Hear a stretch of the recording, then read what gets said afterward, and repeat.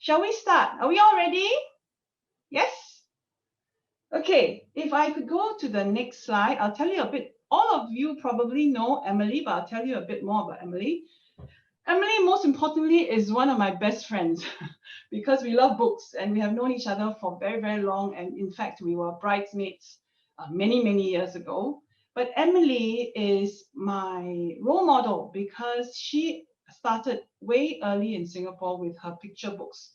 She started from scratch. She did her research and she produced very heartfelt books together as part of what she's gone through in her life. She's an award-winning author of over 35 children's picture books. And this year she did something different. She did Marco Polo's travels. And I was privy to the creative process of how Marco Polo happened. And I'm really, really excited to show it to you.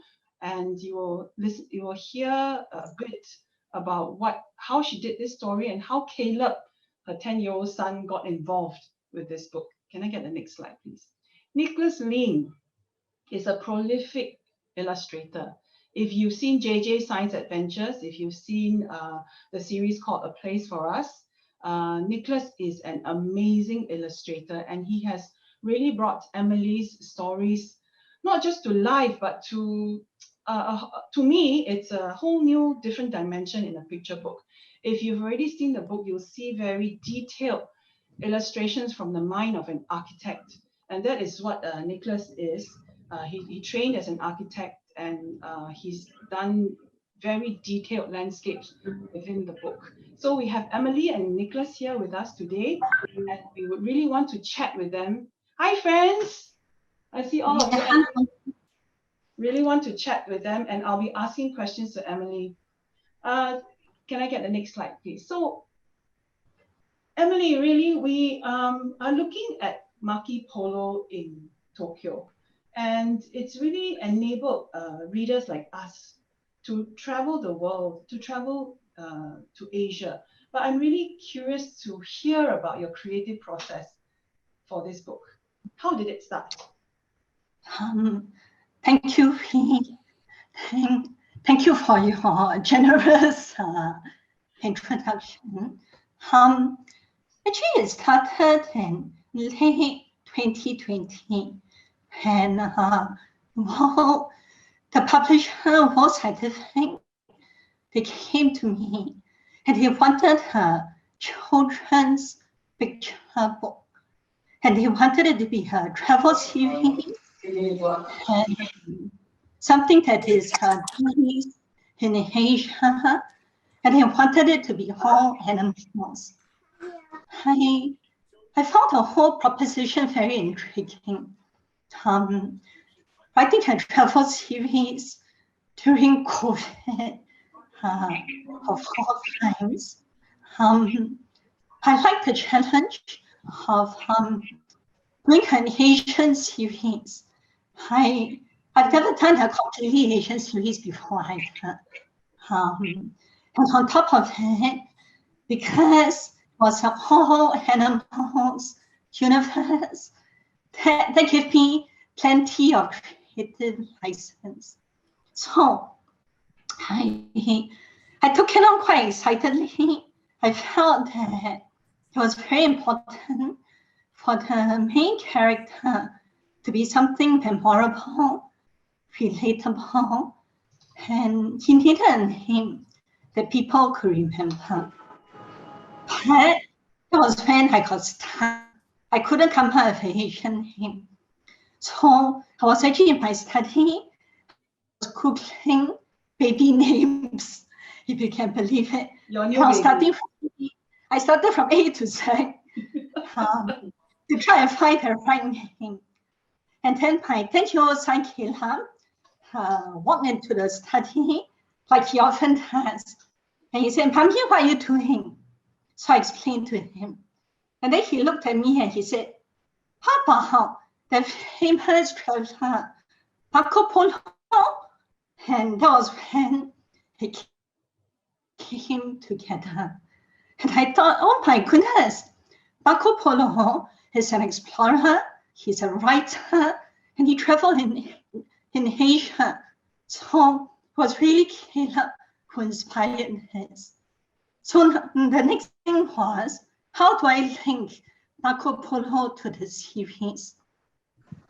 That's how Marco Polo came about. But I wanted to give him a backstory, something of a flavor, because he needs to bring the entire series together.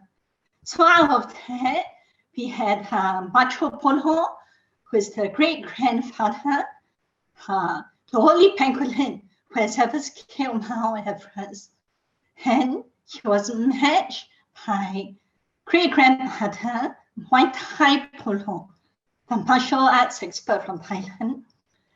Grandparents, Bacha and Miso Polo, lovers of everything Japanese.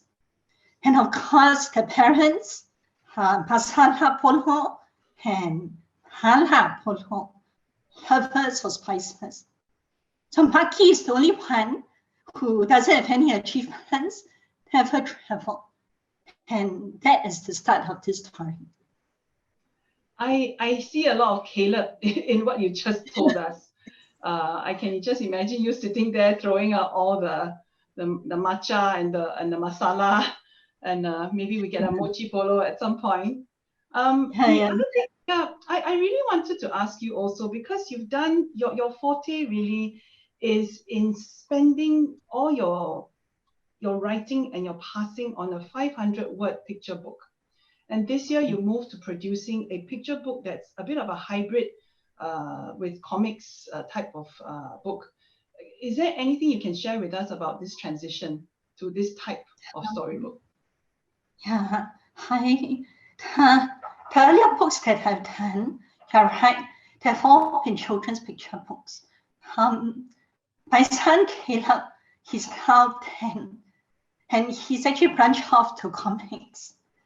I wanted to reach out to children like Caleb, who still come back to the book through this hybrid format. So it's a picture book structure, but basically I pack it in with a lot of humor, and it's actually Caleb's humor that goes into it. So the comic strips, and actually just on that, Nicholas, the illustrator, is really he's the right person for this, because I write picture books and Nicholas illustrates comics. So I think the two of us were really the right combination. Somebody called you all the dream team. So I agree. Or maybe I did. Well, I did too. Yeah, so this is a perfect segue to the next point that I wanted to make. If we could show the next slide. So you talked about COVID-19, what's happened to all of us. We're all stuck at home. And it's really given this book an added dimension of letting kids travel, even though we're all circuit breaking at home. And I wanted to show you this Nick's artistic process. It is amazing. So I just want to spend some time watching it. So this is the Imperial Palace, and let's watch this video.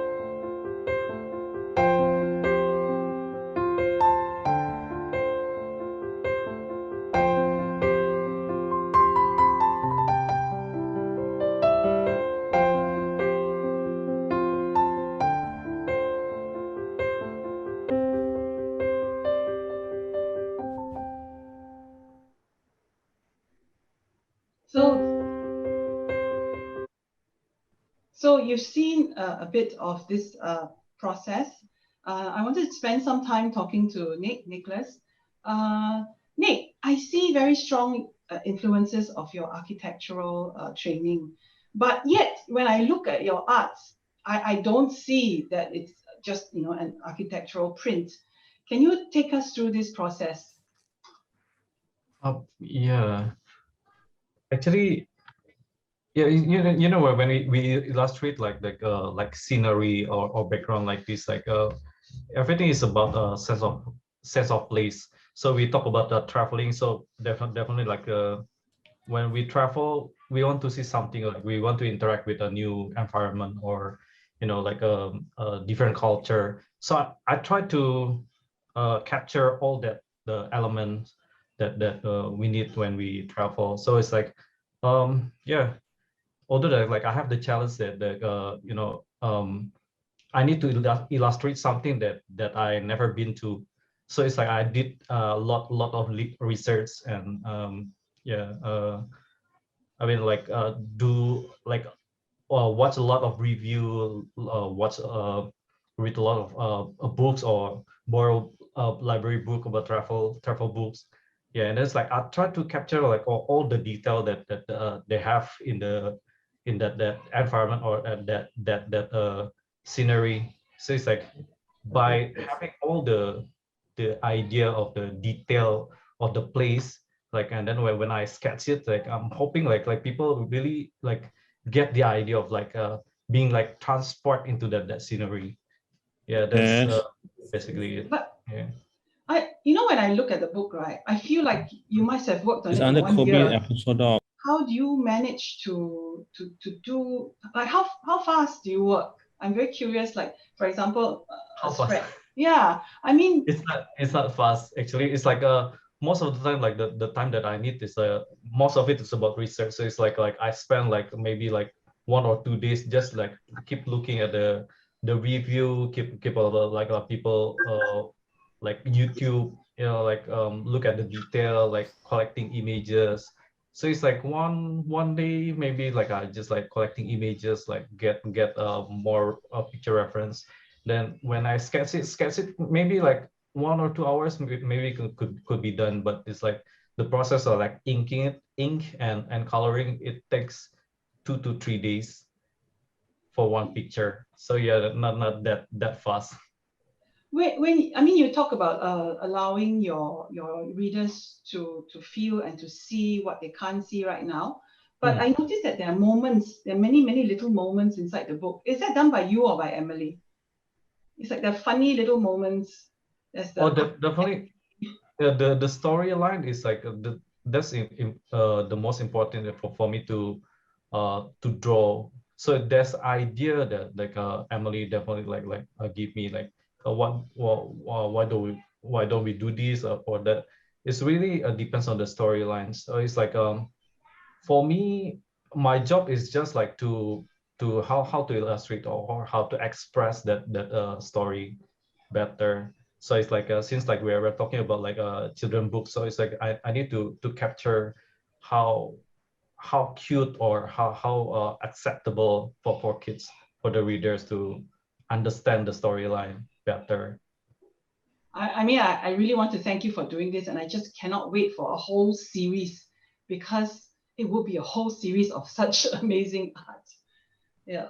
I wanted to, it's an awesome collaboration. I'm just looking at some of the comments, and everybody is just, commenting on how beautiful this is. And to have an author like Emily write this story, I think really it is a dream team combination. So congratulations. That's great. Yeah. I wanted to show I you. Sorry, yes, please go on. Sorry, maybe I need to share a story. Like even before I start with JJ Science Adventure last time, like I got Emily's book, and it's like when I read the her books, like I thought to myself like one day I will work with her. So that's a really it's like it's a really so-called like a dream come true as well. Oh, Emily, did you know this? Yeah, I'm gonna cry. Thank you. Yeah, so Thank you. really, it really does feed both ways, and it's amazing. Thanks for sharing this. It's the best story. Okay, Yeah, okay, I have to tell you honestly. Yeah, you need a reverse story. Clearly, you have one. This is first time I'm hearing this from Nick. And I just want to say, I think Nick is being very, very humble. I don't think anybody else would have been able to interpret this story and translate it. Quite honestly, you really made his story your own. I wrote in some funny things, but I think the expressions and the things you threw in just made it even funnier. And it totally has all the comic touches that I think you're so good with. So hurry up and do some more. I mean, that's all. I have the second book already. He has started on the second book. Good. So the other thing about World Scientific now is that in all their latest books this year, they have put in augmented reality. So to me, that is really the next frontier. It's coming, but it's now come to a local book series in Singapore. And it has enabled things we didn't used to be able to do with our books and our picture books. So I'll show you a bit of what it is first before we talk about it. So this is the first page. And if you scan, then you can do many things as you go through the book. Hi, I'm Marky Polo, the pangolin. I come from a family of famous travelers, but I'm still trying to find my place in the world. Join me as I go on new adventures across Asia. Before we set off, let's take a picture together.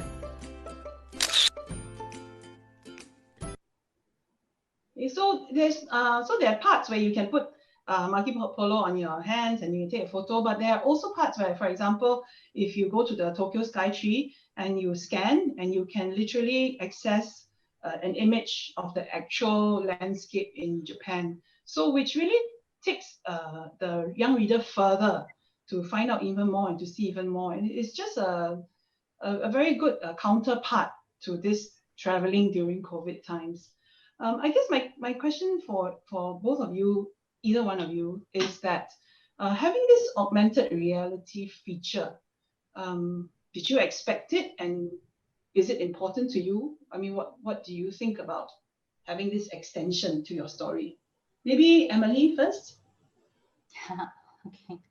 I right from the start, and World Scientific approached me, they already spoke about this series having augmented reality, and I found that very interesting because this is a travel series, and especially because it's a travel series, I feel augmented reality really adds an extra layer to the story. I mean, the book comes as an ebook, but at the end of the day, I just want to say this is primarily a printed book, and the way the story has been written is written as a standalone storybook. So there's a story problem, the memorable characters, and on top of it, we're packing fun facts, useful information, and so on. But I think what makes this even more interesting is the augmented reality that the publisher and the AR developers actually put in. Because it's a travel book, it becomes a portal that introduces you to the sights and sounds of the city.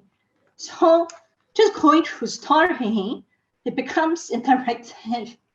And our readers nowadays, they're all native, digital natives.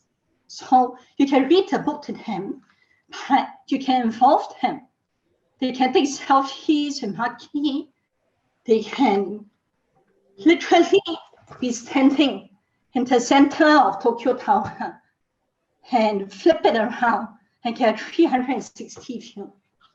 They can go to Harajuku and see the cotton candy that's being made through the video. They can look at curated videos of the animals.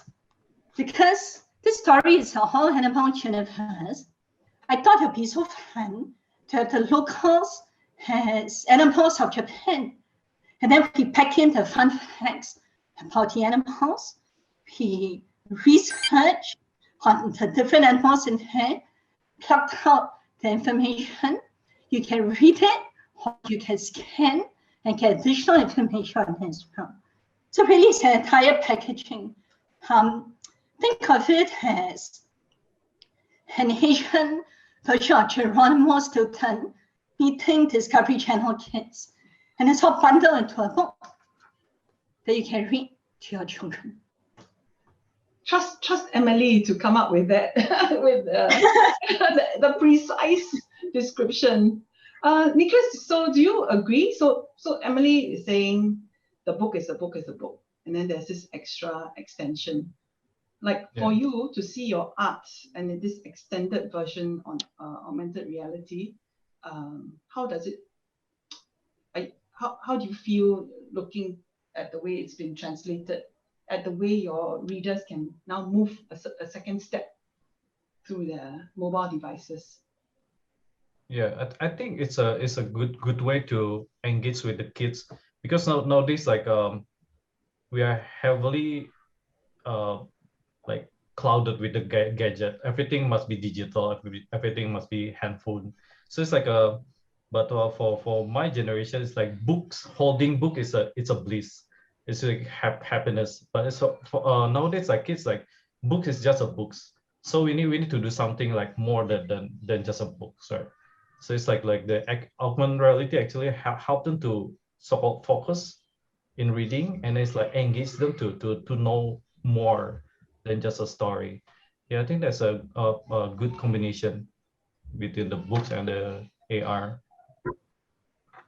Thank you. I agree. I mean, it's a nod to what the trends are to this day, and I really appreciate that you're also emphasize that yes, a book is a book, but these are extra extensions as a nod to the digital natives who want to go a bit further. But I appreciate that a book is a book, which is a timeless pleasure. Okay, we have time for some questions, and if because of the very short 5 to 6 minutes that we have, if you can type in your questions, I'll ask them for you, and make sure that your name is showing so that I'm able to say who you are when I ask Nick and Emily the questions. While you're doing that, we had some questions submitted earlier to us. A few people were interested in e-content, which we've sort of discussed, but to take it a bit further, there was this question by Teresa Teo, who asked, will e-content be the way forward for your young readers and parents? If so, what impact do you see for children of today and tomorrow in a virtual literacy world of the 21st century? What roles would the childhood educators and young parents play living in this digital era? It's a bit of a deep question, but it's one that we could answer, considering that Marco Polo in Tokyo has stepped into this frontier of augmented reality.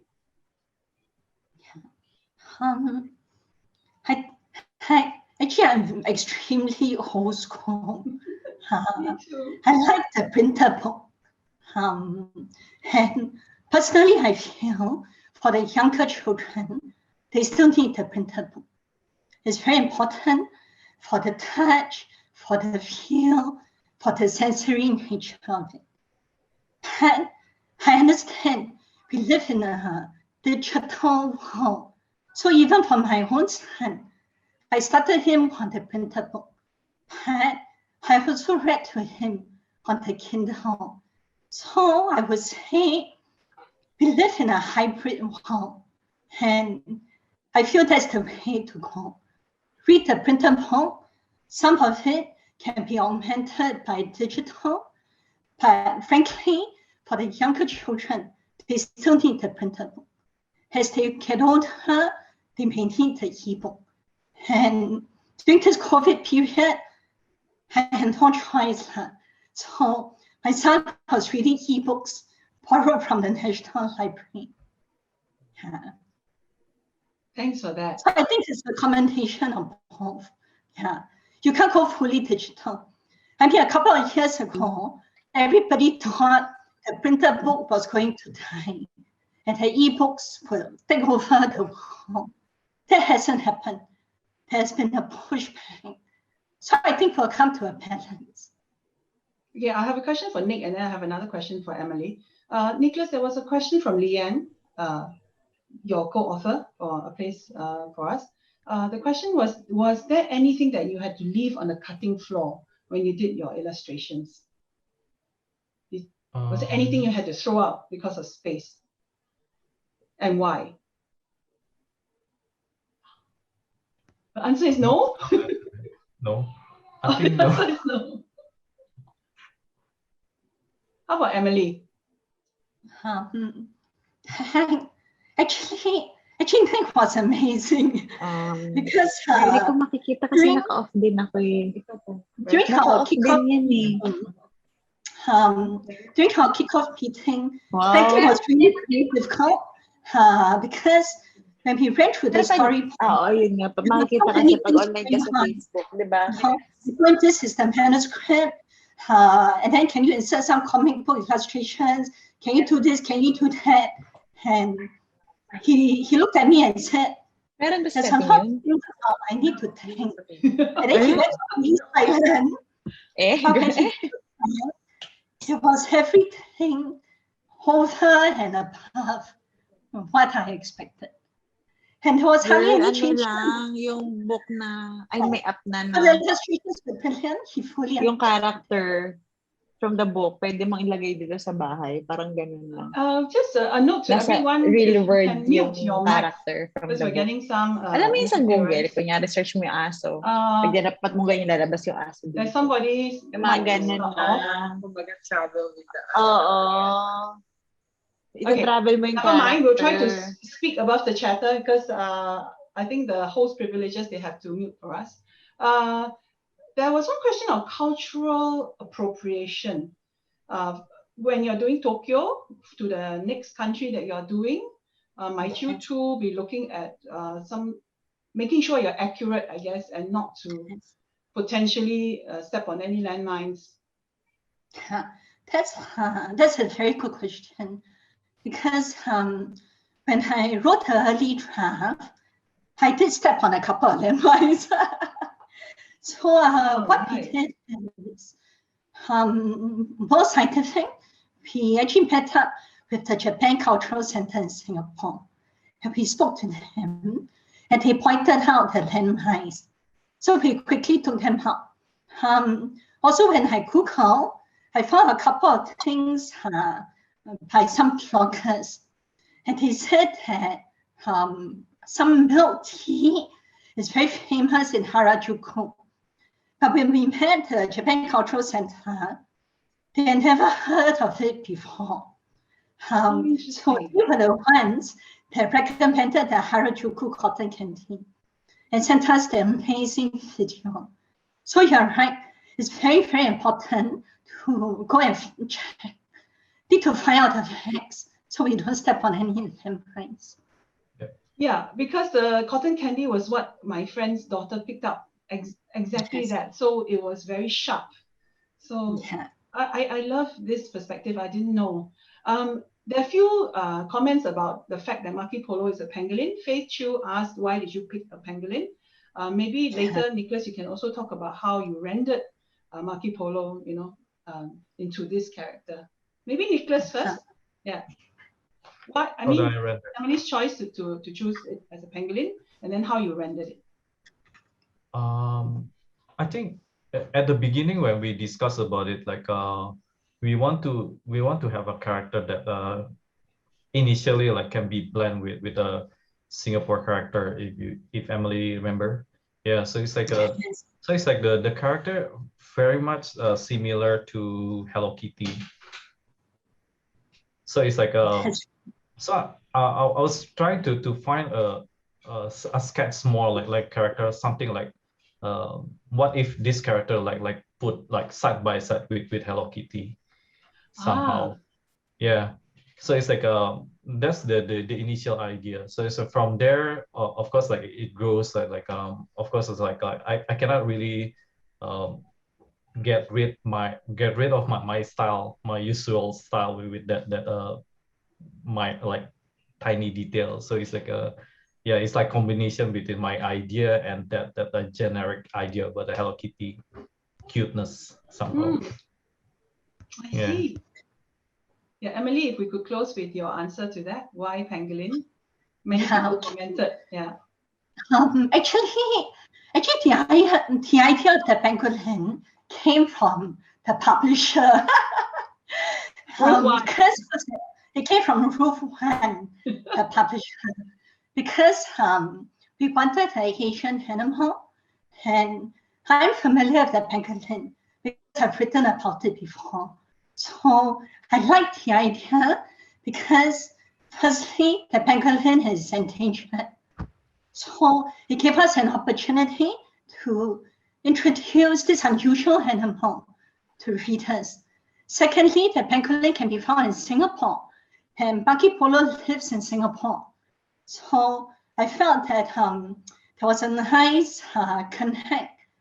And of course, when we went through the illustrations, because I think through several renditions of the pangolin, and it came out really, really cute. So we said, yeah, let's go for it. So that basically sealed it. Yeah. Thank you very much, Emily and Nicholas. We have too little time, and this was a very, very fun book party. I learned so many things. Actually, there's so many things I didn't know, and the creative process is just amazing.